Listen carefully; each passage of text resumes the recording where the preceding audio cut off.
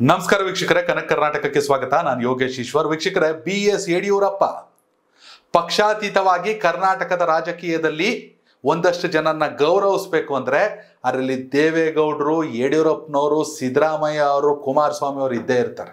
2014ರಿಂದ ಈಚೆಗೆ ಮೋದಿ ಮೋದಿ ಮೋದಿ ನಮೋ ನಮೋ ನಮೋ ಅಂತ ಹಿಂದುತ್ವದ ಅಲೆ ಜೋರಾಗಿ ದೇಶದಲ್ಲಿ ಕೇಳಿಸ್ತಾ ಇದೆ. ಆದ್ರೆ ಅದಕ್ಕಿಂತ ಮೊದಲು ದಕ್ಷಿಣ ಭಾರತದಲ್ಲಿ ಬಿಜೆಪಿ ಪಕ್ಷವನ್ನ ಕಟ್ಟಿ ಅಧಿಕಾರಕ್ಕೆ ತರೋದೇ ಅಸಾಧ್ಯ ಅನ್ನೋ ಚರ್ಚೆಗಳು ನಡೀತಾ ಇತ್ತು. ವಾಜಪೇಯಿ ಅವರ ಟೈಮಲ್ಲೂ ಈ ರೀತಿ ಚರ್ಚೆಗಳಿತ್ತು. ಆದರೆ 2008ರಲ್ಲಿ ಯಡಿಯೂರಪ್ಪ ಮಾಡಿದಂತಹ ತ್ಯಾಗ, ಯಡಿಯೂರಪ್ಪ ಅವರ ಸಂಕಲ್ಪ, ಪಕ್ಷವನ್ನ ಸಂಘಟಿಸೋಕೆ ಇಡೀ ರಾಜ್ಯವನ್ನ ಸೈಕಲೇರಿ ಸುತ್ತಿದ್ರು, ಪಕ್ಷವನ್ನ ಸಂಘಟಿಸಿದ್ರು. ತಮ್ಮ ಜೊತೆಗೆ ಸಮಕಾಲೀನ ಸಾಕಷ್ಟು ಜನರನ್ನ ಕರ್ಕೊಂಡು ಹೋದ್ರು. ಎಲ್ಲರೂ ಸೇರ್ಕೊಂಡು 2008ರಲ್ಲಿ ಯಡಿಯೂರಪ್ಪ ಅವರು ದಕ್ಷಿಣ ಭಾರತದಲ್ಲೇ ಮೊದಲ ಬಾರಿಗೆ ಬಿಜೆಪಿ ಸರ್ಕಾರವನ್ನ ಅಧಿಕಾರಕ್ಕೆ ತಂದ್ರು. ಯಾರು ದಯವಿಟ್ಟು ಹಳೆ ಫುಟೇಜ್ನ ಗಮನಿಸಿ. 2008ರಲ್ಲಿ ಯಡಿಯೂರಪ್ಪ ಅವರು ಮುಖ್ಯಮಂತ್ರಿಯಾಗಿ ಪ್ರಮಾಣ ವಚನ ತಗೋತಾ ಇದ್ರೆ ಆ ಕಡೆ ಎಲ್ಲ ಮೂಲೆಲ್ಲ ಒಂದ್ ಕಡೆ ನರೇಂದ್ರ ಮೋದಿ ಗುಜರಾತ್ನ ಮುಖ್ಯಮಂತ್ರಿ ಆಗಿದ್ರಷ್ಟೇ ಕೈ ಕಟ್ಕೊಂಡು ನಿಂತಿರ್ತಾರೆ. ಅವತ್ತಿಗೆ ರಾಷ್ಟ್ರ ಬಿಜೆಪಿಯ ಮಟ್ಟದಲ್ಲಿ ಅವತ್ತಿಗೆ ನರೇಂದ್ರ ಮೋದಿಗಿಂತಲೂ ಅತಿ ಹೆಚ್ಚು ಪ್ರಭಾವಿ ನಾಯಕ ಯಡಿಯೂರಪ್ಪನವರು. ಆದರೆ ಆ ಪಕ್ಷ ಯಡಿಯೂರಪ್ಪ ಅವ್ರಿಗೆ ಕೊಟ್ಟಿದ್ದೇನು? ಯಾಕವರು KJP ಪಕ್ಷವನ್ನು ಕಟ್ಟಬೇಕಾಯ್ತು? ಆ ನಂತರದಲ್ಲಿ ಯಡಿಯೂರಪ್ಪನವರೇ ಅನಿವಾರ್ಯ ಅಂತ ಮತ್ತೆ ಯಾಕೆ ಬಿಜೆಪಿ ಕರ್ಕ ಬರ್ಬೇಕಾಯ್ತು? ಇನ್ನೊಂದು 2 ವರ್ಷ ಆ ಮನುಷ್ಯನ್ಗೆ ಮುಖ್ಯಮಂತ್ರಿ ಸ್ಥಾನದಲ್ಲಿ ಮುಂದುವರಿಸಿದ್ರೆ ಏನಾಯ್ತಿದ್ರಿ? ಹೈಕಮಾಂಡ್ಗೆ ಕಳ್ಕೊಳ್ಳೋದೇನಿತ್ತು? ಯಡಿಯೂರಪ್ಪನವರೇ 2 ವರ್ಷ ಮುಖ್ಯಮಂತ್ರಿಯಾಗಿ ಮುಂದುವರೆದಿದ್ದಾರೆ. 2023ರ ಚುನಾವಣೆಯಲ್ಲಿ ಬಿಜೆಪಿ ಖಂಡಿತವಾಗ್ಲೂ 66 ಕುಸಿತಾ ಇರಲಿಲ್ಲ. ಹಂಗೋ ಹಿಂಗೋ ನರ್ವಸ್ 90+ ತಗೊಂಡ ಕೂರಿಸ್ಬಿಡೋರು ಯಡಿಯೂರಪ್ಪ. ಆದ್ರೆ ಈಗ ಯಡಿಯೂರಪ್ಪ ಮತ್ತೆ ರಿಯಾಕ್ಟಿವ್ ಆಗವ್ರೆ. ಅದಕ್ಕೆ ಕಾರಣ ಪಕ್ಷ ಸಂಘಟನೆ ಒಂದೇ ಅಲ್ಲ, ತಮ್ಮ ಮಗನ ಭವಿಷ್ಯ ಕೂಡ. ಯಡಿಯೂರಪ್ಪ ಒಂದ್ ರೀತಿ ಈಗ ಸಪೋರ್ಟಿಂಗ್ ಸ್ಟಾಫು. ಆದರೆ ಟೀಮ್ ಗೆದ್ರು ಸೋತರು ಕೆಟ್ಟ ಹೆಸರು ಅವ್ರಿಗೂ ಬರುತ್ತೆ, ಒಳ್ಳೆ ಹೆಸರು ಅವ್ರಿಗೂ ಬರುತ್ತೆ.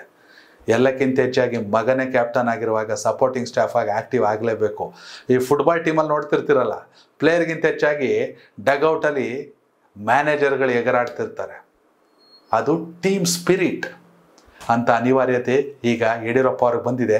ಅನಿವಾರ್ಯತೆ ಅನ್ನೋದಕ್ಕಿಂತ ಹೆಚ್ಚಾಗಿ ಅಮಿತ್ ಶಾ ಅವರ ಭೇಟಿ ಬಳಿಕ ಒಂದು ರೀತಿ ಫುಲ್ ರೀಚಾರ್ಜ್ ಆಗ್ಬಿಟ್ಟವ್ರು ಯಡಿಯೂರಪ್ಪನವರು. ಸಮಾರಂಭ ಇರ್ಲಿ ಇಲ್ಲದೆ ಇರಲಿ, ಪಕ್ಷದ ಕಚೇರಿಯಲ್ಲಿ ಕಾರ್ಯಕರ್ತರ ಜೊತೆ ಸಭೆ, ತಿಂಗಳಿಗೆ ಕನಿಷ್ಠ 2 ಜಿಲ್ಲೆಗಳಿಗೆ ಪ್ರವಾಸ, ಪಕ್ಷ ಸಂಘಟನೆ. 2028ಕ್ಕೆ JDS ಜೊತೆಗೆ ಮೈತ್ರಿನೋ ಮತ್ತೊಂದೋ ಮಗದೊಂದೋ ಕರ್ನಾಟಕದಲ್ಲಿ ಬಿಜೆಪಿ ಅರಳಬೇಕು. ಈ ಸಂಕಲ್ಪವನ್ನು ಯಡಿಯೂರಪ್ಪ ಮಾಡೋರೆ. ಎಷ್ಟೋ ಜನಕ್ಕೆ ಬಿಡ್ರಿ ಯಡಿಯೂರಪ್ಪ ಅವ್ರು ಏನ್ ಮಾಡ್ತಾರೆ, ಈಗ ಏನಾಗುತ್ತೆ ಅವ್ರ ಕೈಲಿ? ಅಂಡರ್ ಎಸ್ಟಿಮೇಟ್ ಮಾಡೋಂಗೇ ಇಲ್ಲ. ದೇವೇಗೌಡರಿಗೆ 93 ವರ್ಷದಲ್ಲಿ ಇರುವಂತಹ ಒಂದು ಅಚಲವಾದ ವಿಶ್ವಾಸ, ರಾಜಕೀಯ ಚಾಣಾಕ್ಷತೆ ಯಡಿಯೂರಪ್ಪ ಅವ್ರಿಗೂ ಐತೆ.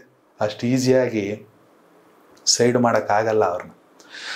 ಯಡಿಯೂರಪ್ಪ ಅವರಿಗೆ ಈಗ ಪ್ರೆಸೆಂಟ್ ಬಿಜೆಪಿ ಎಷ್ಟು ಅನಿವಾರ್ಯನೋ ಗೊತ್ತಿಲ್ಲ.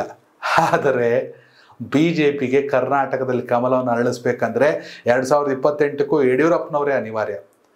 ಆದರೆ ಇದು ಯಾವುದೋ ಹೈಕಮಾಂಡ್ ಒತ್ತಡ ಮತ್ತೊಂದು ಮಗದೊಂದು ಅಂತ ಅಲ್ಲ, ಪಕ್ಷ ಸಂಘಟನೆ ಮಾಡ್ಕೊಬಂದಿರೋದು ಆ ಕೆಲಸ ರೀ. ಮನುಷ್ಯ ಪಾಪ ತಮ್ಮ ಜೀವನದುದ್ದಕ್ಕೂ ಪಕ್ಷ ಸಂಘಟನೆ ಮಾಡ್ಕೊಬಂದವ್ರೆ, ಮತ್ತೆ ರಿಯಾಕ್ಟಿವೇಟ್ ಆಗವ್ರೆ. ಅಮಿತ್ ಶಾ ಅವ್ರ ಜೊತೆ ಸುದೀರ್ಘವಾದ ಮಾತುಕತೆ.